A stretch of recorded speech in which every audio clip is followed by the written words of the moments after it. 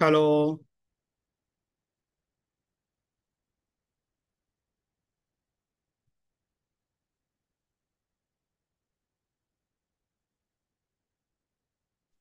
Hello. Hello, sound clear? হ্যাঁ হ্যাঁ, sound clear. আচ্ছা, ওকে। আচ্ছা, গতদিন যে ইয়েগুলো দিছিলাম, 5টা প্রবলেম দিছিলাম আমি যে হোয়াটসঅ্যাপে, ওগুলো করছিলেন? হ্যাঁ, আমি তো একটা করছিলাম, মানে এখন আমার কিছু ইয়া এর মধ্যে কিছু দ্বন্দ্ব তৈরি হয়েছে আর কি, যেগুলা হচ্ছে আমরা সম্পদ বলতে কি বুঝতেছি, হ্যাঁ, আর হচ্ছে মালিকানা সত্ত্ব, হুম। এই দুটোর মধ্যে আমার প্যাচ লাগে খালি মানে হয় আর কি, তো ঝামেলা হয়। কনফিউশন। মালিকানা আচ্ছা। সত্ত্ব বলতে আমরা কি বুঝতেছি, আর সম্পদের ক্ষেত্রে মানে অ্যাসেট যেটা আর কি, হুম। যেমন ক্যাশ। আপনি বলছেন আমার কাছে ক্যাশ টাকা আছে, হুম। এটা কি আমি কি সম্পদের মধ্যে দিব না মালিকানা সত্ত্বের মধ্যে দিব? হুম, তারপর?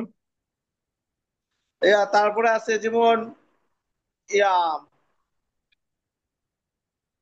ব্যাংকে আমার কিছু টাকা, সেম একটা একটা হ্যান্ড ক্যাশ, আর একটা হচ্ছে ব্যাংকের রক্ষিত কিছু ক্যাশ আছে আমার কাছে, হুম। ব্যাংকে জমা দান তো ক্যাশ আছে। তো ওইটা, এই ক্ষেত্রে আমার একটু আর কি কনফিউশনে ভুগি আর কি, যে এগুলো কি কোন দিকে যাবে, আচ্ছা।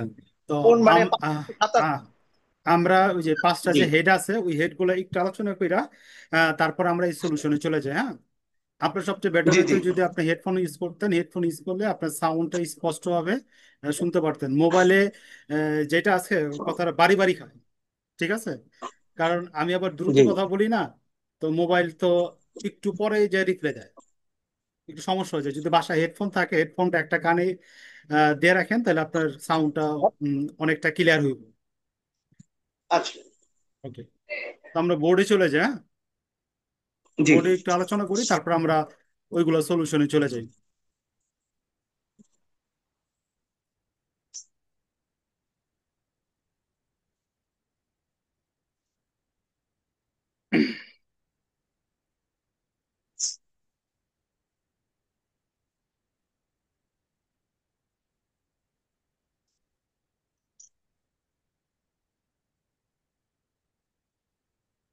প্রথমে আমরা আলোচনা করি অ্যাসেট। জি অ্যাসেট, ঠিক আছে। Asset represent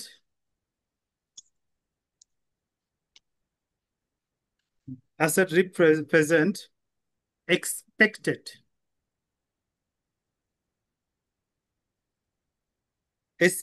future economic value,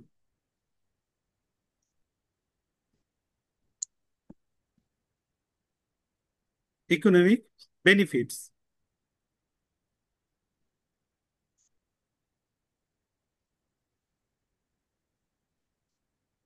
right to which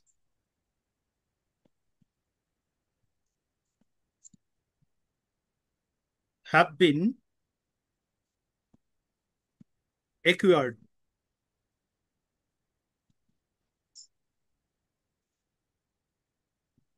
acquired আচ্ছা। by the enterprise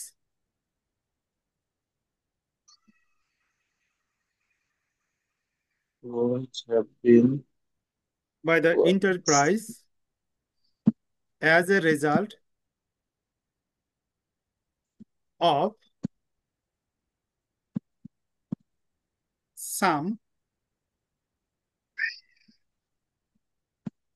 some current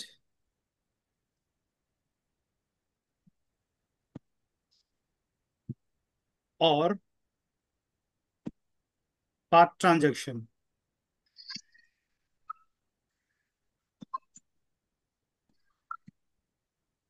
Part transaction. হুম, লেখা হইলে বললেন সম্ভব না? current or part transaction. Part transaction. হুম।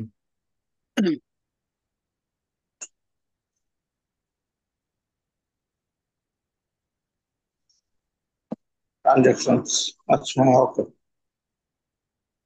হচ্ছে যে অ্যাসেট হচ্ছে represent the expected future economic benefits hmm and হচ্ছে rights which have been acquired acquired by the enterprise as a result of some current or part of transaction। হুম। আচ্ছা। এই তো। হুম। আজকে আমরা details আলোচনা করুন, যেহেতু আপনার এখানে সমস্যা আছে। আমি গত ক্লাসে শর্ট আলোচনা করছিলাম, জাস্ট নামগুলো লিখে দিয়েছিলাম। ক্লাসিফিকেশন অফ অ্যাকাউন্টস, যে বিভিন্ন হেডলাইন গুলো আছে ওইগুলো সম্পর্কে আজকে আমরা ডিটেলস আলোচনা করুন, যতক্ষণ না পর্যন্ত আপনার ক্লিয়ার হয়, ঠিক আছে? আমি প্রথম দিনই জি বলছি, আপনি যদি অ্যাকাউন্টিং শিখতে চান তো আয় ব্যয় দায় সম্পত্তি মালিকানা সত্ত্ব এই জিনিসগুলো ক্লিয়ার হইলে আপনি অ্যাকাউন্টিং একবার ইজিলি পারবেন, এবং কি আপনি সামনে অ্যাকাউন্টিং পড়াইতেও পারবেন যদি ইচ্ছা করেন। ইন্টার অনার্স ফার্স্ট ইয়ার এই অ্যাকাউন্টিং গুলো আপনি স্টুডেন্টকে পড়াইতে পারবেন, ঠিক আছে? ওকে, তো আমি একটু আমরাও বুঝাই, তো শিখি। ঠিক আছে? উম, আচ্ছা। তো আমার কাছে একই স্টুডেন্ট আসছিল আর কি, মার্কেটিং এর। তো এই যে বাংলাদেশের এক তুরস্ক রেস্টুরেন্টে চাকরি করতো, তো ওর যে অ্যাকাউন্টস আছে উল্টা পাল্টা অ্যাকাউন্টস বুঝাইয়া ওই তুরস্ক থেকে হিস পরিমাণ টাকা আর কি মারছে। তো ওই আমার কাছে 6 মাস অ্যাকাউন্টিং শিখছে, শিখে যাইয়া আচ্ছা। মালিকরে বুঝাইয়া ওই চোর রে বাইর করছে প্রতিষ্ঠান থেকে। কেমনি কি ওরা পুরো টোটাল টোটাল অ্যাকাউন্টিং আর কি শিখাইছে আমি ব্যবসা প্রতিষ্ঠানে। ও ওই আচ্ছা ওই আচ্ছা। ওই মাঝে মাঝে ফোন দেয়, স্যার আপনার তো ইয়া করে ওই চোর রে বাইর করছেন, কোন কোন জায়গায় চুরি করতে পারে, ঠিক আছে? হুম। জি। যেটা আপনাকে অডিটে শেখানো হইব, ঠিক আছে? ইন্টার যে অডিট আছে, অডিট অ্যান্ড হ্যাঁ। অ্যাসুরেন্স, ওইখানে শেখানো হইব ব্যাংকিং এ। আচ্ছা, অ্যাসেট, অ্যাসেট হলো রিপ্রেজেন্ট করে এক্সপেক্টেড ফিচার গুলো, যার নাকি ফিউচার ইকোনমিক বেনিফিট পাইবেন যেখান থেকে, অর্থাৎ আর্থিক সুবিধা পাইবেন, ঠিক আছে? রাইট থাকবো, জি হুইচ হ্যাভ একুয়ার্ড, যা নাকি নিজের অধীনে থাকবো প্রতিষ্ঠানের বা এন্টারপ্রাইজ, ঠিক আছে? As a result of some current and per transaction, যা প্রতিষ্ঠানের বর্তমান এবং অতীত লেনদেনের ফলে অর্জিত হইব, ঠিক আছে? অ্যাসেট আপনার বর্তমান অথবা অতীত কোনো লেনদেনের মাধ্যমে কি হইতে পারে আপনার অ্যাসেটটা প্রতিষ্ঠানে অর্জন হইতে পারে, ঠিক আছে? তো শর্টকাট আমরা যদি অ্যাসেট বলতে চাই, তো আমরা বলুন ফিউচার ইকোনমিক ভ্যালু, ঠিক আছে? ফিউচার জি ইকোনমিক ভ্যালু, ইকোনমিক বেনিফিট, ঠিক আছে? 2 নম্বর জি আমরা যদি বলি ওন, ঠিক আছে, অনার বাই বিজনেস, বিজনেসের কি থাকবো, অধীনে থাকবো, ঠিক আছে? যা নাকি কি কি করব, লং টার্ম ইউজ করতে পারবেন, ঠিক আছে? লং টার্ম ইউজ করতে পারবেন, ওইটা হলো গিয়ে আমার অ্যাসেট। বুঝতে পারছি? জি।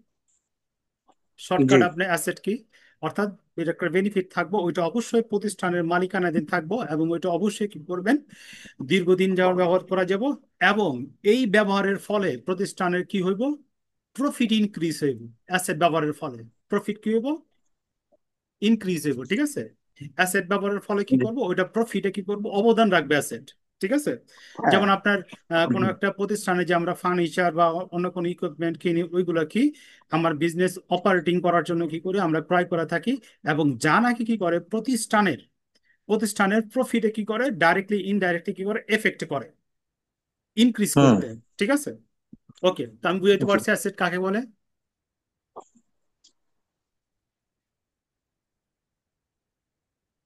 Asset clear? মানে আমরা যে অ্যাসেটটা স্যার, আরেকবার ভাই, আরেকবার বলেন তো ভাই। আচ্ছা, একটা অ্যাসেট হচ্ছে ফিউচার।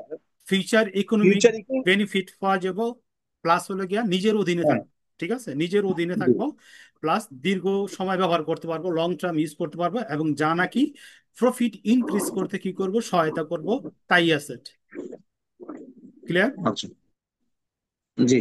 ওকে, অ্যাসেটসে, একজন কি আছে, আমাদের ফার্নিচার কিনি, ব্যাংকের রুম ফার্নিচার, হ্যাঁ, ফার্নিচার অ্যাসেট, তারপর ফার্নিচার আছে, ফার্নিচার তারপর অ্যাসেট, আমার আলমারি অ্যাসেট, ঠিক আছে?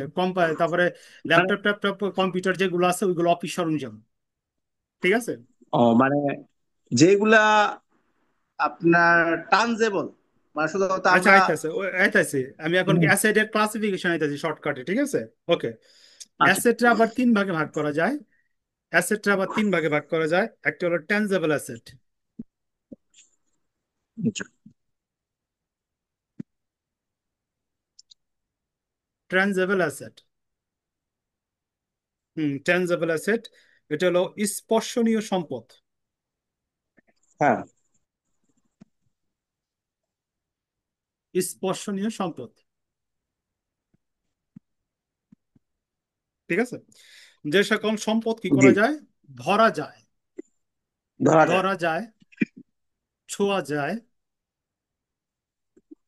ছোঁয়া যায়, দেখা যায়, দেখা যায়, এবং অর্থনৈতিক ভ্যালু থাকতে হবে, ঠিক আছে। অর্থনৈতিক কি থাকবো, ভ্যালু থাকতে হবে, হুম। বেল থাকবে। অর্থনৈতিক মূল্য থাকবে, ঠিক আছে। ওইটার আমরা কি বলুন, অ্যাসেট বলুন। যেমন কি land, land asset, building, building asset, motor, lorry asset, motor lorry আপনার অ্যাসেট। লিজ,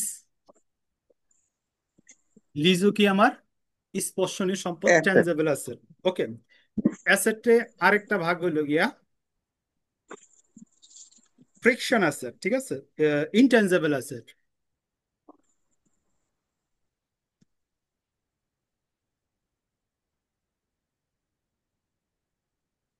ইনট্যানজেবল অ্যাসেট, অস্পর্শনীয় সম্পদ, অস্পর্শনীয়। অস্পর্শনীয় সম্পদ। ওকে। অস্পর্শনীয় সম্পদ হলো জি। ধরা যায় না, হ্যাঁ হ্যাঁ। ধরা যায় না, নন টাচেবল, ছোঁয়া যায় না, দেখা যায় না, হুম। দেখা যায় না, ঠিক আছে। তো এমন সম্পদকে আমরা কি বলবো, ইনট্যাঞ্জিবল। ইনট্যানজেবল অ্যাসেট। যেমন গুডউইল, গুডউইল, হ্যাঁ। শুনাম। হ্যাঁ গুডউইল, সুনাম, trademark,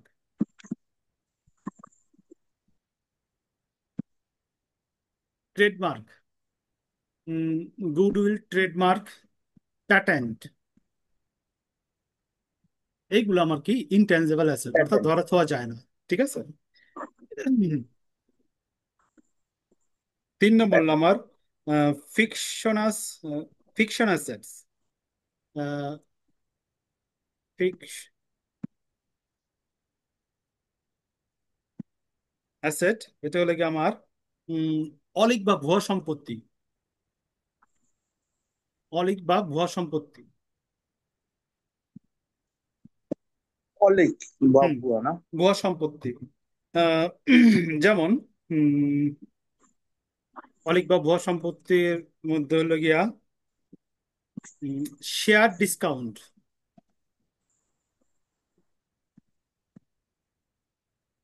share discount, share commission, preliminary, share discount, share কি বলছেন একটা ভাই? Share commission. Share commission. Hmm, share commission. আরটা? প্রিমিলারি এক্সপেন্স, প্রাথমিক খরচাগুলো, ঠিক আছে। তো আমার এইগুলো হলে কি ভুয়া সম্পত্তি, মূলত পক্ষে কি এইগুলো কি সম্পত্তি, ঠিক আছে, এগুলো কি ভুয়া সম্পত্তি। তো অ্যাসেটের 3 ভাগে ভাগ করা যায়, tangible asset, intangible asset and fiction asset. Clear? জি। ওকে। এইটা হলে গিয়া আচ্ছা, এখানে হচ্ছে শেয়ার ডিসকাউন্ট। আচ্ছা ভাই, হুম, মানে শেয়ার ডিসকাউন্ট, শেয়ার কমিশন, হুম, প্রিলিমিনারি কস্ট যে দিলেন, হ্যাঁ, হুম, তো এগুলা কি বাস্তবে কোন থাকে না? বাস্তবে থাকে, ঠিক আছে। আমি আপনার উদাহরণ দেই। জি। শেয়ার, এই যে এটা বোর্ডের দিকে থাকে, বোর্ডের দিকে তাকাই। Hello, share, hello. হ্যাঁ। হ্যালো, হুম, শেয়ার, জি। ঠিক আছে। জি, সেটা তো বুঝতেছি। জি। হ্যাঁ, তো শেয়ার কি, শেয়ার সম্পর্কে ধারণা আছে, শেয়ার কি, হোয়াট ইজ শেয়ার? ওই যে শেয়ার, যে বিভিন্ন কোম্পানির যে ইয়াগুলো কিনেন, ওইগুলো না, এই হুম, বলতেছে না হুম, ভাই? হুম, হুম, হুম, হুম। কাকে বলে শেয়ার? লিস্টেড যে কোম্পানি গুলো হ্যাঁ, আছে, হ্যাঁ, তারা যে আমি টাকা হুম, নেওয়ার জন্য আর কি হুম, বিভিন্ন আমি শেয়ার বাজারে হুম, ছাড়ে, হুম। ওইটার তো কথা বলতেছেন না? এটা কি, হ্যাঁ, জিনিসটা কি, কাকে বলে, আমি যে ডেফিনেশন চাই, তো কি জিনিসটা?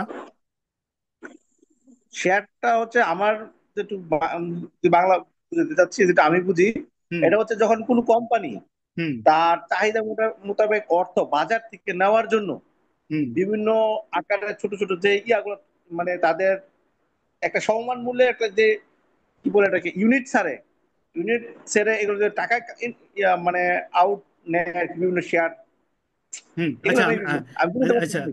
আচ্ছা, আমি শর্টকাট বলি, হ্যাঁ।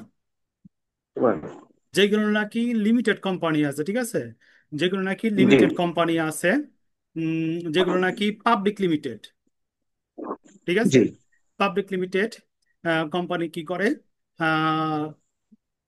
আরজিএসসি, ঠিক আছে, আরজিএসসি জন স্টক রেগুলেটরি কমিশনের কাছ থেকে পারমিশন হুম পায় কোম্পানি ওপেনের লেগা, ঠিক আছে, কোম্পানি ওপেনের লেগা কি জি পায়, পারমিশন পায়। পারমিশন পাওয়ার সময় ওই সময় কোম্পানি কি পরিমাণ শেয়ার ছাড়তে পারবো ওটার পারমিশন নেয়, ওটার বলে authorize capital. Authorized distributor. Hmm. Authorize capital, capital, ঠিক আছে। তো মনে করি একটা কোম্পানির অথরাইজ ক্যাপিটাল দরকার 100 কোটি, ঠিক আছে, 100 কোটি দরকার। হুম তো একটা শেয়ারের দাম মনে করি 100 টাকা, ঠিক আছে, 100 টাকা। তো জি 100 কোটিরে 100 দা ভাগ করলে যেটাই ওটা হলো শেয়ারের নাম্বার, সংখ্যা, জি নাম্বার বা সংখ্যা, ঠিক আছে। তো শেয়ারের জি সংজ্ঞা যদি দিয়ে যাই, তাহলে আমরা এইভাবে বলুন, যৌথ মূলধনী কোম্পানি, অথরাইজ ক্যাপিটাল অর্থাৎ অনুমোদিত মূলধন, অনুমোদিত মূলধন, যৌথ মূলধনী কোম্পানির অনুমোদিত মূলধনের ক্ষুদ্র ক্ষুদ্র অংশ বা ভাগকে শেয়ার বলে। ক্ষুদ্র ক্ষুদ্র একক বা ভাগকে শেয়ার বলে। বুঝতে পারছি? জি যৌথ মূলধনী একক বা কোম্পানির, হ্যাঁ, ভাগকে শেয়ার বলে। অথরাইজ ক্যাপিটাল যেটা নাকি কোম্পানির অনুমোদিত মূলধন আছে, এর চেয়ে বেশি টাকা কোম্পানি বাজার থেকে সংগ্রহ করতে পারবো না। কোম্পানি কি করে, পারবে না। 100 কোটি টাকা দরকার, প্রথম 10 কোটি, এরপরে 20 কোটি, এরকম পর্যায়ক্রমে আস্তে আস্তে কি করে, ক্যাপিটাল, ক্যাপিটাল সংগ্রহ করে। বুঝতে পারছি আমি শেয়ারটা কে কে জি সংগ্রহ করে, কার কাছে অনুমতি নিতে, সর্বোচ্চ কি পরিমাণ। বুঝতে পারছি, আচ্ছা। জি জি ওই শেয়ারটা আবার তিন ভাবে ইস্যু করা যায়। একটা হইলো at par value, at par value, হ্যাঁ, পার ভ্যালু, ভ্যালু। হ্যাঁ। 2 নম্বর হলো, 2 নম্বর অ্যাট পার প্রিমিয়াম, প্রিমিয়াম। 3 নম্বর হলো at per discount,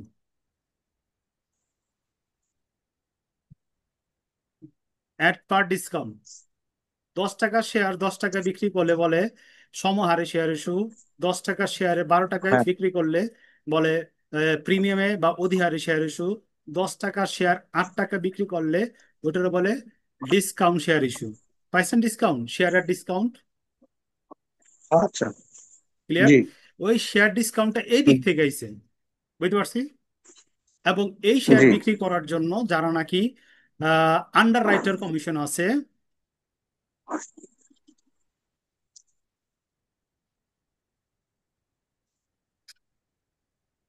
under writer যে কমিশন দেওয়া হয় ওইটা হইল গিয়ে শেয়ার কমিশন।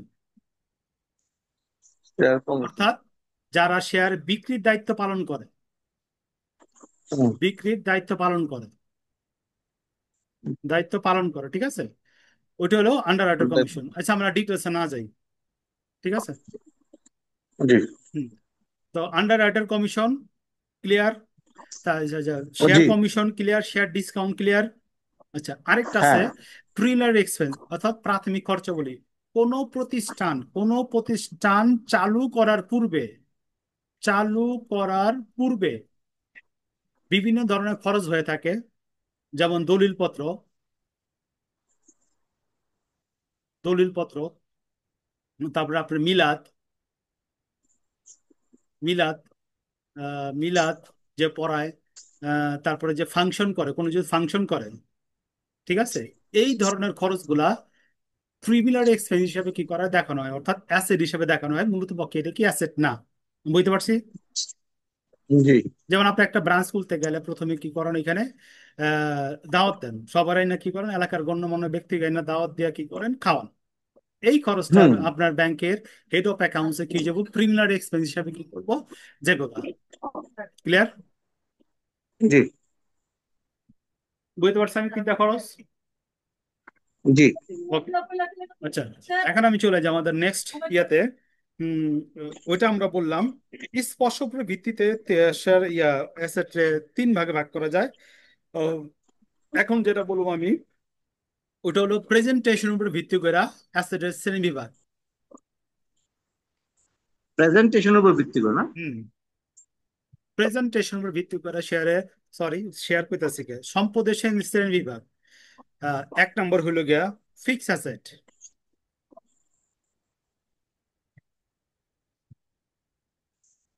এক নম্বর হলো গিয়া ফিক্স অ্যাসেট, স্থায়ী সম্পত্তি।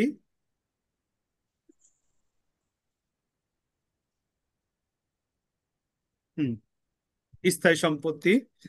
স্থায়ী সম্পত্তি বলতে বোঝায় যার থেকে আপনি 1 বছরের অধিক সুবিধা পাইবেন।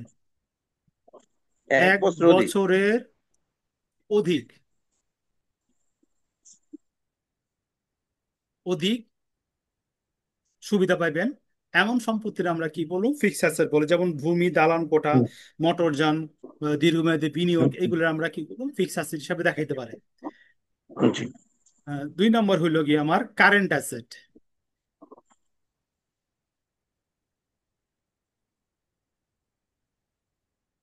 কারেন্ট অ্যাসেট, চলতি সম্পদ।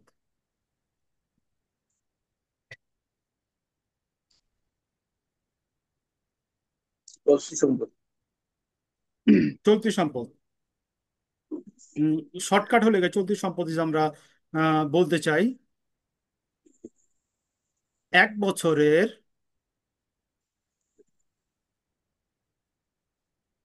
কম সময়ে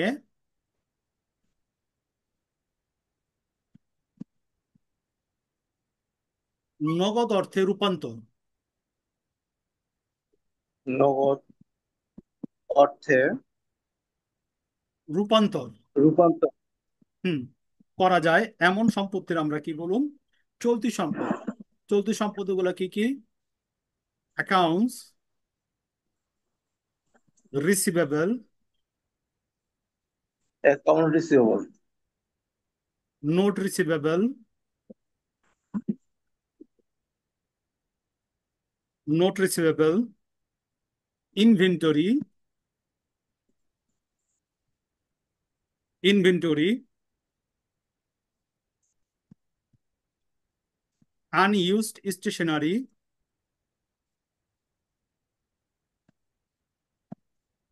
stationery. Short term securities. Short hmm, short short term term. Securities, হ্যাঁ।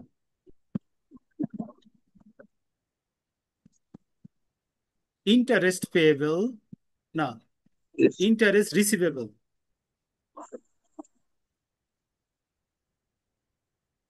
হুম, এইগুলা কি মোটামুটি আমার কারেন্ট অ্যাসেট, যেগুলো নাকি এক সময় বা 1 বছর বা তার কম সময় কি করতে পারি আমরা, নগদ টাকায় রূপান্তর করতে পারি। এই ধরনের সম্পত্তি আমরা কি বলুম, কারেন্ট অ্যাসেট। ক্লিয়ার? জি। হুম। 3 নম্বর হইলো গিয়ে আমার আনঅ্যাডজাস্টেড এক্সপেন্ডিচার।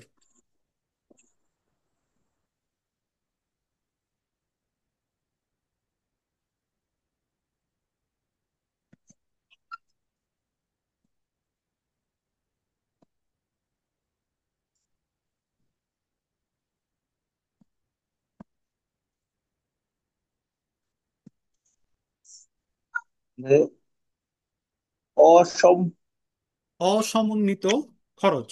খরচ।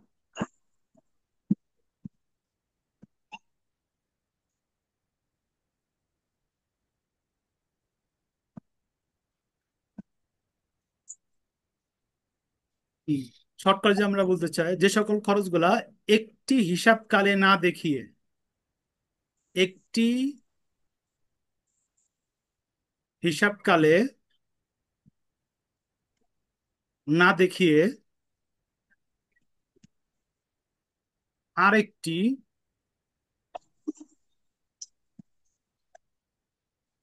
আরেকটি বা কয়েকটি কয়েকটি হিসাবকালে ভাগ করে দেখানো হয় তাকে আনঅ্যাডজাস্টেড এক্সপেন্স বলে।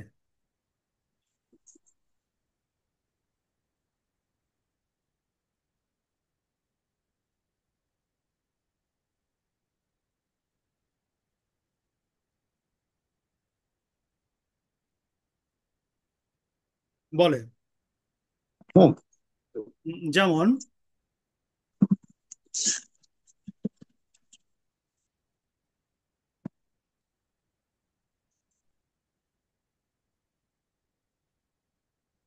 ডিফার ডিফার অ্যাডভার্টাইজিং এক্সপেন্স, বিলম্বিত বিজ্ঞাপন, ডিফার অ্যাডভার্টাইজিং। বিলম্বিত বিজ্ঞাপন, শেয়ার ডিসকাউন্ট,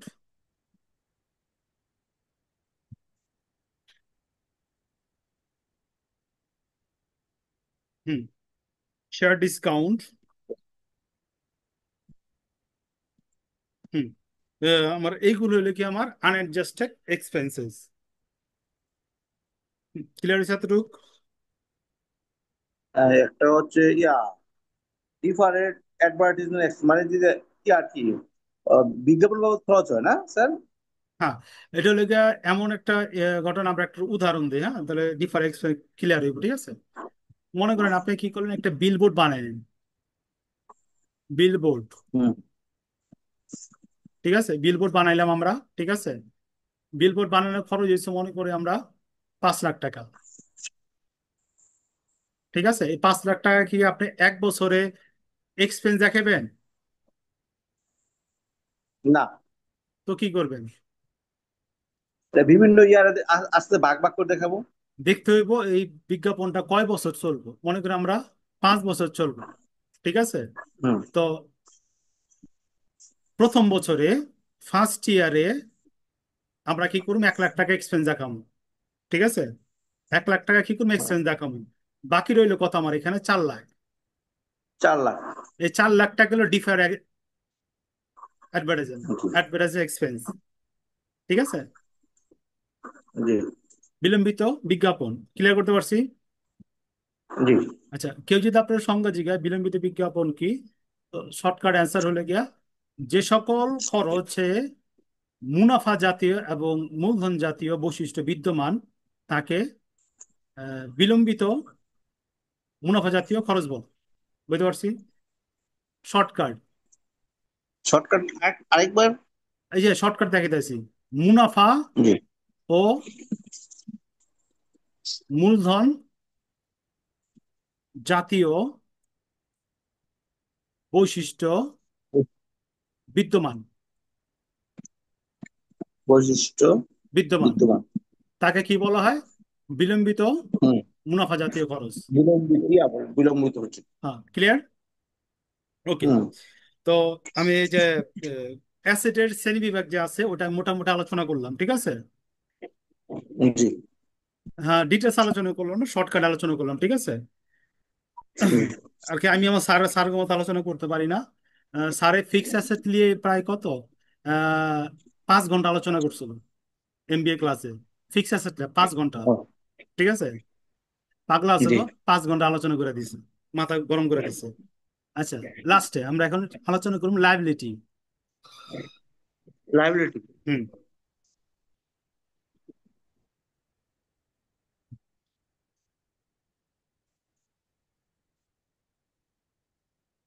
লাইবিলিটিস, দায়। আচ্ছা, দায় রে মোটামুটি 2 ভাগে ভাগ করা যায়। প্রথমে আমরা দায় তো বুঝি, দায় বুঝি না? জি, আমার কাছে যারা টাকা মানে পাইবো একটা ওইটা হলো কোম্পানি দায়। যে টাকা পাবে। হ্যাঁ, জি। আমাদের কাছে যারা টাকা পাইবো ওইটা হলো গিয়ে দায়, শর্টকাট ভাষায়, ঠিক আছে? দায়ের দুই ভাগে ভাগ করা যায়। প্রথম হলো গিয়া long sum liabilities. Long term.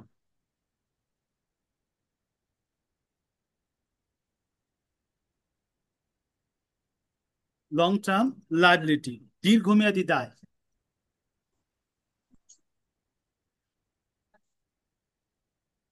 দীর্ঘমেয়াদী দায়, ঠিক আছে? দীর্ঘমেয়াদী দায়, যে সকল দায়ের মেয়াদ 1 বছরের অধিক, 1 বছরের অধিক, ঠিক আছে? সাধারণত এই ধরনের দায়ের মেয়াদ হয়ে থাকে 5 বছর, 10 বছর বা তারও বেশি, ঠিক আছে? শর্টকাট বলতে গেলে 1 বছরের অধিক এমন দায়রে কি বলবো আমরা? দীর্ঘমেয়াদী দায়। দীর্ঘমেয়াদী জি। দায়গুলোর মধ্যে কি আছে? Loan, loan. Bond, debenture, debenture, এইগুলো আমার কি দীর্ঘমেয়াদী দায়। অর্থাৎ প্রতিষ্ঠান এই ধরনের দায় নিয়ে থাকে 1 বছর অধিক, 5, 10, 15, 20 বছর ব্যবহার করার বাট। জন্য, ঠিক আছে? 2 নম্বর জি। আমার হইতেছে দায়ের মধ্যে কারেন্ট লাইবিলিটিস।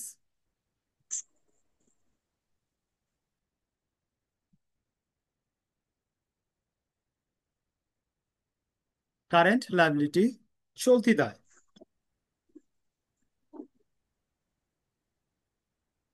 চলতি দায়, ওকে।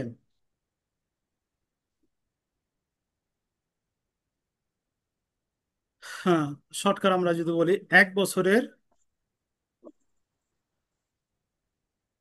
1 বছরের কম, 1 বছর এরকম। কম সময়ে পরিশোধ করা হয়, পরিশোধ করা হয় এমন দায় আমরা কি বলুন? চলতি দায়, ঠিক আছে? এমন দায় আমরা কি বলুন? আহ, চলতি দায়। যেমন accounts payable,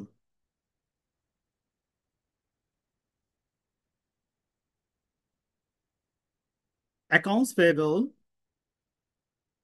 note payable, accounts payable, note payable,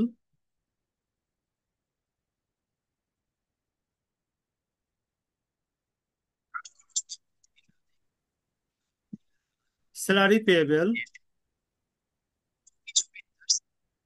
আমি একটু ফোনটা, আমার ফোনটা শাট ডাউন হচ্ছে, এটা আমি অন্যটা, ভাই অন্যটাতে আমি কানেক্ট করতেছি, হ্যাঁ। আচ্ছা, তো এটা অন্যটা চার্জ, হ্যাঁ। আমি, আচ্ছা, এটা শেষ করি, ঠিক আছে? আচ্ছা। আচ্ছা। নোট পেয়েবল 1 বছর অ্যাকাউন্ট। কম সময়, এইগুলো হলো এইটা, ঠিক আছে? কারণ একটু পর আমার লাইনটা কেটে যাবো, প্রায় 30-35 মিনিট হয়ে গেছে গা। জি জি। Note payable. হুম, এটা শেষ করেন, বাকি অংশ আমরা পরে আচ্ছা। আলোচনা করি, এবং 10 মিনিট পর, হ্যাঁ। আচ্ছা, নোট পেয়েবল আর একটা হচ্ছে কি, স্যালারি পেয়েবল। স্যালারি পেয়েবল, আর কি যত ধরনের পেয়েবল আছে ওইগুলা কি 1 বছরের বা কম সময়ের মধ্যে পরিশোধ করতে হইব, ওইগুলো হলো আমার কি কারেন্ট লাইবিলিটিস। ক্লিয়ার? আচ্ছা, আবার আমরা 10 মিনিট পর আমরা জয়েন করবো, হ্যাঁ। আচ্ছা, ঠিক আছে ঠিক আছে। ওকে ওকে।